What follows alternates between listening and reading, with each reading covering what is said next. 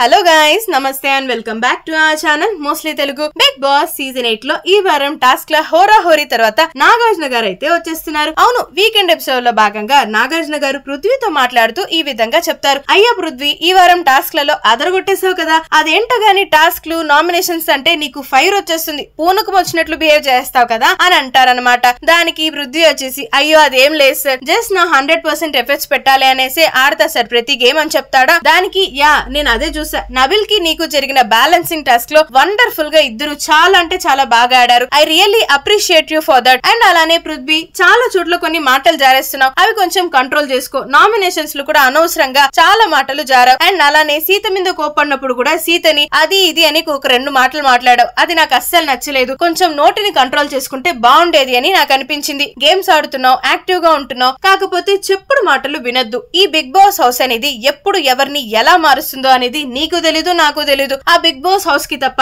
ఒకసారి ఫ్రెండ్స్ మధ్యలోనే గొడవ రావచ్చు, ఒకసారి నీ టీమ్ లో నీ ఫ్రెండ్ కాకుండా అవతల టీమ్ లో ఉండొచ్చు. అప్పుడు ఏం చేస్తావయ్యా నువ్వు? నాకు అర్థం కాదు, నాకు అదొక్కటి చెప్పు. సో అందుకనే చెప్తున్నా, చెప్పుడు మాటలు వినొద్దు. ఏదైనా సరే స్ట్రాంగ్ ఫైట్ అయితే ఇవ్వు, మాటలతో కాదు చేతులతో అన్నట్లుగా నాగార్జున గారు వచ్చేసి పృథ్వీకి చాలా మంచి పాయింట్స్ అయితే చెప్తూనే, అండ్ అలానే విష్ణుకి నీకు మధ్యన ఏదో సంథింగ్ నడుస్తుందంట కదా అని అంటుంటే అదేం లేదు సార్ అంటూ పృథ్వీ ఏమో సిగ్గుపడతారనమాట. అండ్ అలానే ఆమె చిన్న పిల్లలాగా క్యూట్ గా అలా ఇలా తిరుగుతుంటుంది సార్, అందుకనే సరదాగా ఏదో మాట్లాడాను అని అంటుంటే చూసాను మొన్న సేమ్ మ్యాచింగ్ టీషర్ట్లు కూడా వేసుకున్నారు అంటూ బాగా ఆట పట్టించే ప్రయత్నం చేస్తారు మన నాగార్జున గారు. సో ఈ విధంగా పృథ్వీకి చాలా చక్కని పాయింట్స్ అయితే చెప్తూనే తనని కరెక్ట్ చేసే ప్రయత్నం కూడా చేశారు మన నాగమామ.